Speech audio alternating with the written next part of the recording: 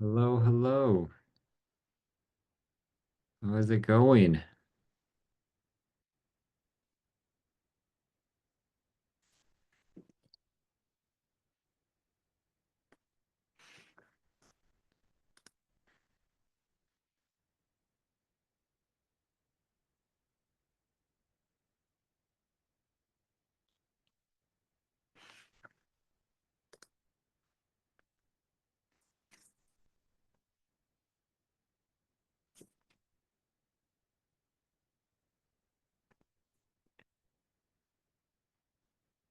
All right, 9 a.m.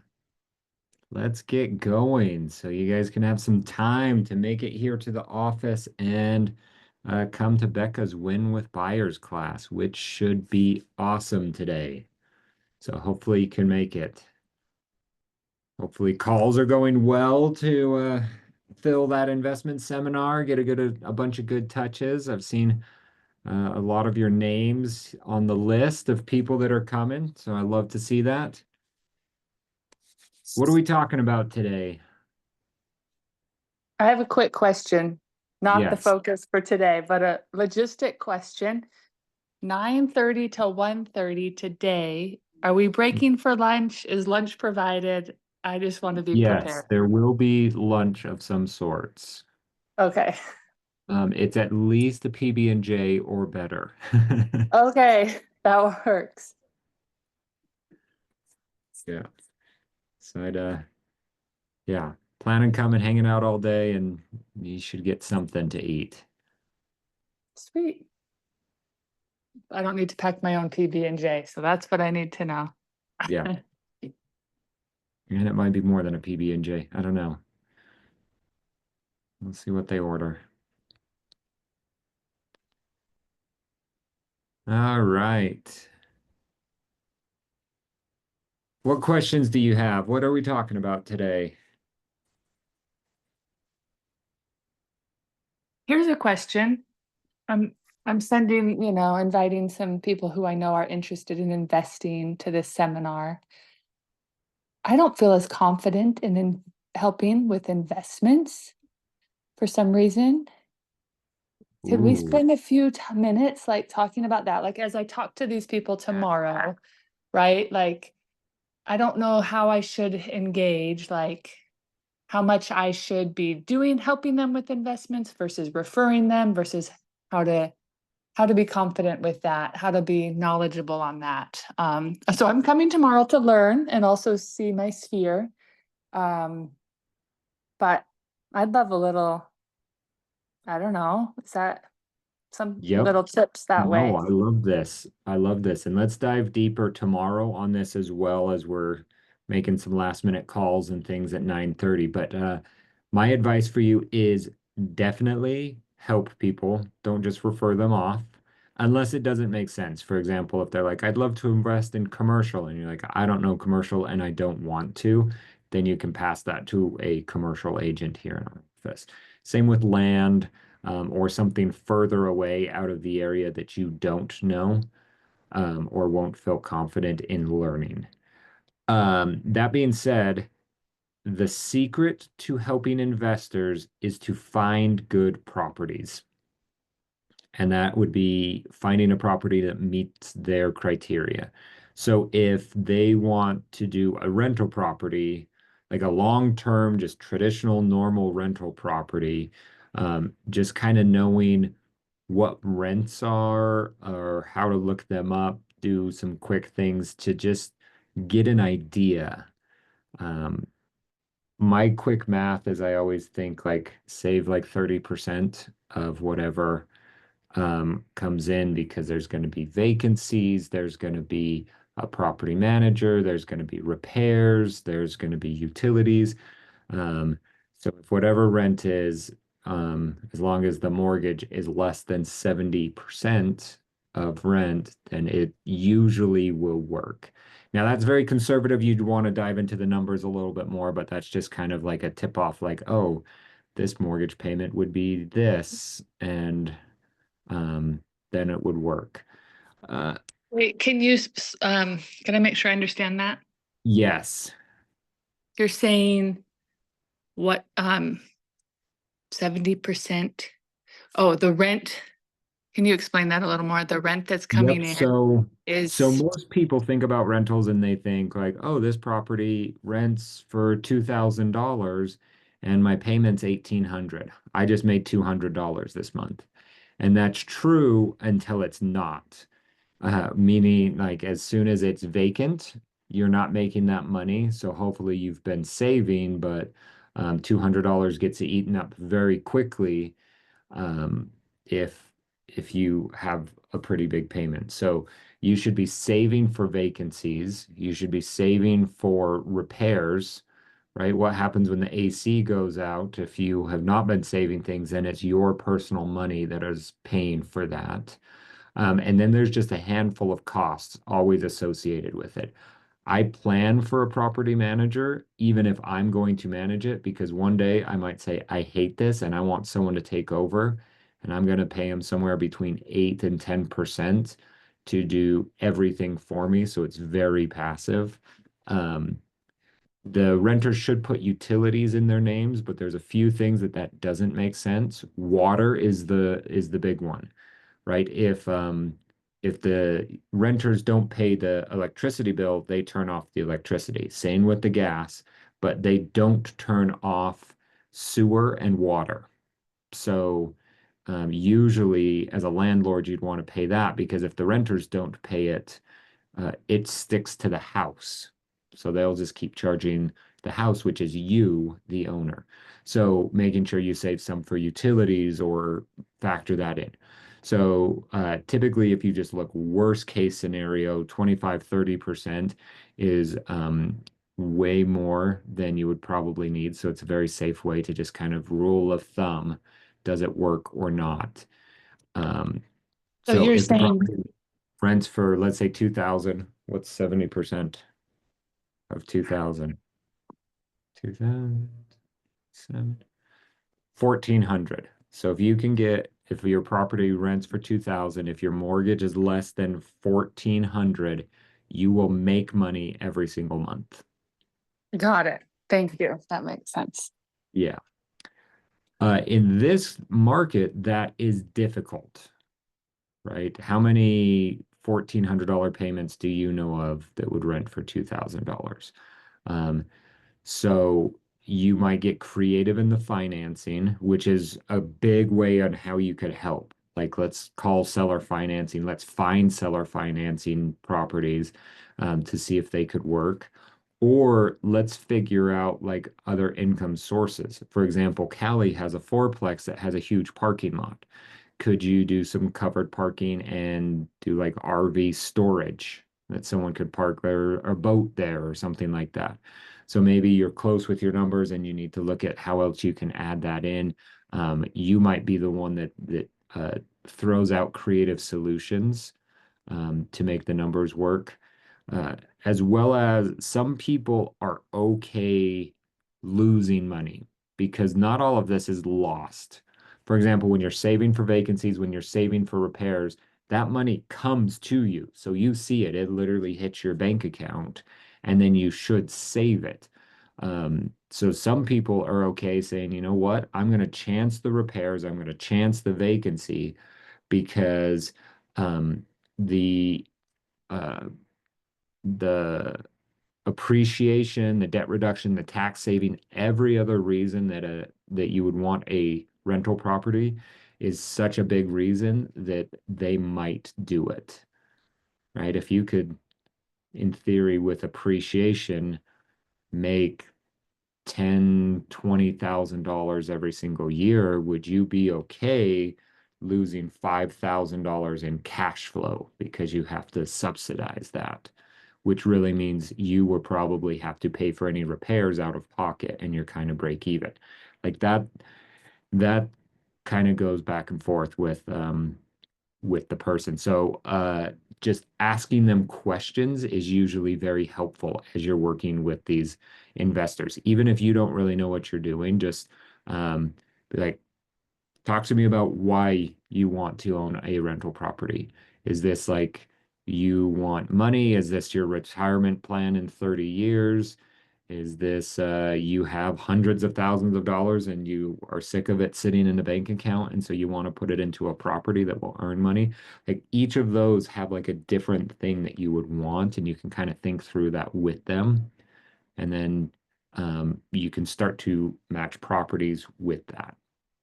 Now, past that, it's the classic real estate agent, making sure they're making a good decision by doing like due diligence, negotiating on their behalf, finding them properties, getting them the best deal on properties that they find. Those type of activities usually are very helpful. But if you want to crush it with investors, if you're like, I would love to work with investors more, the secret is finding the properties.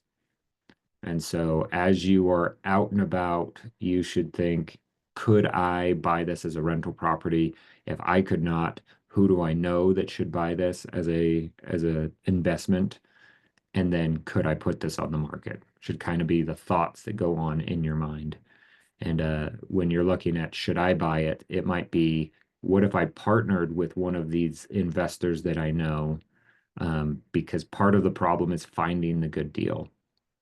So there's value in finding the deal. There's value in being able to finance and afford the property, and then there's value in managing the property. Uh, and so might be able to sneak you into owning some rentals if you structure it a little bit different. But maybe that's not your goal. Maybe you just want the commission, and that's okay too in the short term. Awesome. Yes. And Have I have any of you, oh, sorry, Amy, I was just going to ask if anyone else had thoughts about value that they can add to an investor, even if they haven't invested themselves. Curious if anyone else has thoughts. Helping them feel confident if like to make the leap if they haven't already.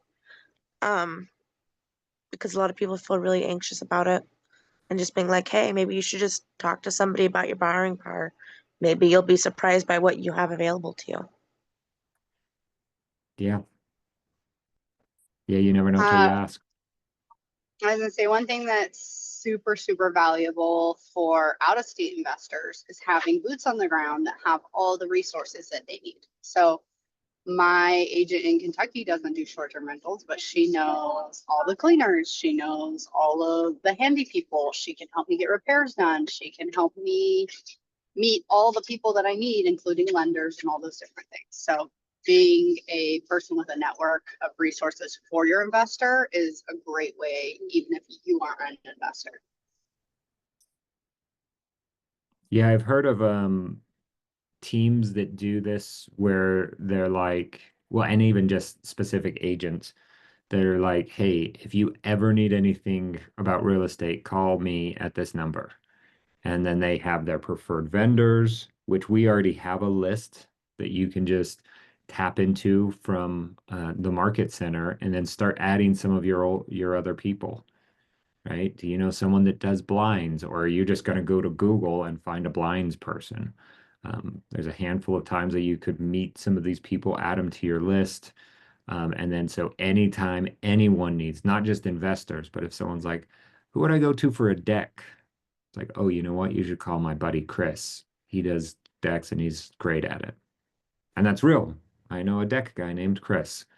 And so you're just kind of the go-to for everyone and everything about real estate and houses. But you also have to market that that's you as well. Maybe highlight some of these vendors. I don't know how you would do that in practice, but I love that, Callie. Be the go-to. Any other thoughts? I have I've got a follow-up. an, Oh, sorry. I've already Yeah, asked go, my Maddie, and then question. we'll get Amy's follow-up. all right, mine is kind of off topic, but not really because it's all real estate. Um, I have a questions about like land and because I have a lot of people who want to buy land, but the MLS for land is very different than it is for housing. And um, I just wanted to know more about that because honestly, a lot of the people I talk to are more interested in buying land than they are buying That like was my houses right question now. too. Meant to be. Well, the good news is we have a resident expert with land here. Callie just sold a lot not too long ago. They closed a couple months ago. Um, so Callie, what advice do you have for Amy and Maddie? I don't think that I would count as an expert. I, I was like, oh, so excited. I was totally eating into that. I was like, who's the expert? uh, yeah. I just did regular like searches on the MLS for land and set up search parameters like, oh, he wanted at least an acre. He wanted it in one of these communities, or not communities, but cities, that area, or this county. And then I just looked at them all over and over and over for what he wanted. And then ironically, I found one that met his criteria. We went and looked at it. It was horrible. And then I ended up digging into that community, that neighborhood, and found one that was a little bit less than an acre. So it was smaller than he wanted, but it was a lot nicer piece of land. And then we just negotiated down on the price. But it really depends on what your clients are looking for. That was like a residential building lot. Are they looking for recreational land? Are they looking for, a big chunk of land that they can build a big community on as a developer or something? Um, I use Landwatch a lot too to look for bigger chunks of land in more rural areas outside of the MLS. So if you're looking, you know, in Beaver or somewhere down there, and it's some's on the MLS and some's not. Landwatch tends to be a good place as well. Yeah. So I want to highlight a few things Callie said. Number one, figure out why they want it and what they're going to do, because that will change everything. On the MLS, like obviously you can search areas, price, all of that. A couple of the other things that you can do is search about the utilities. Are they stubbed? Are they available? These are important, right? If you're going to build a house, that's the biggest question. And one of the biggest costs is, can you put like is there electricity, or are you going to have to figure that out? Is there water, or could you dig a well? Are there water rights? Um, but it all depends on what they want. If you want a recreation property, maybe you don't care about electricity.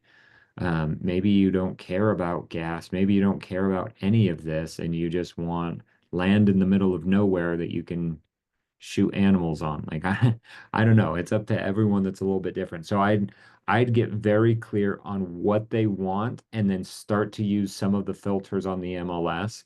And you are going to probably find a lot more properties.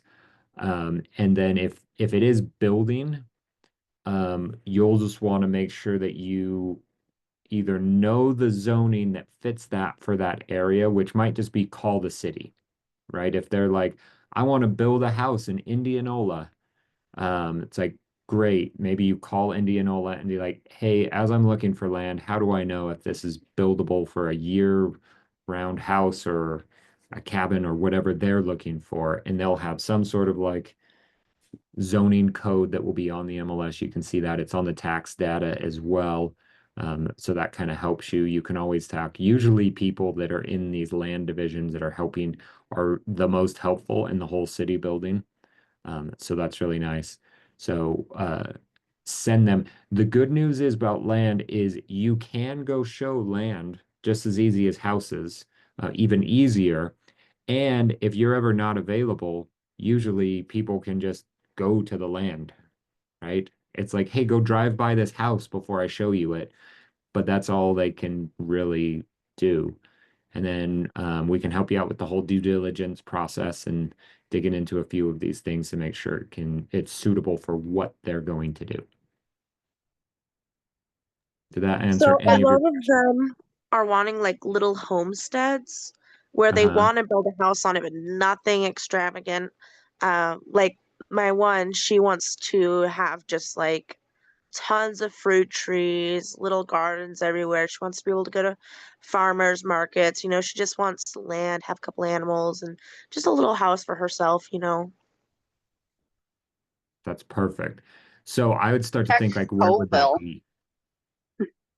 Yeah. Yeah. Yeah. Is As I that say, down in Colville Colville? has some good lots. I feel like, but they have like a smaller community where you can get more land. If she's willing to go that area. Yeah, and then just like let's get real, like one lot, is that, or 1 acre, is that enough to do all of that? Do you need five? Like that might be way too much for that. Or maybe it's perfect. Maybe it's like you start small, and she plants things on an acre and then expands to 3, expands to 5, whatever. So she'll want 5 acres or 10 acres. And so you can start to look at all of these different things. And I would start sending things and being like, hey, I'm just going to send you a whole bunch of random stuff. And then you tell me what's kind of interesting as we start to narrow this focus down. Like, do you need to be within a drive time of anything, right? If you're going to go to farmer's market, maybe you're coming up here to like a Utah County farmers market. Do you want to be within an hour of that? And just start to figure out what that looks like and then build a search around that. Uh, and then go from there. Keep refining until you find that property. Then the offer is very similar. Due diligence is the thing that changes to make sure you can do the thing that you want to do. But if it's um, farm and have a small house, that's usually pretty easy. So we can start to dial that in more.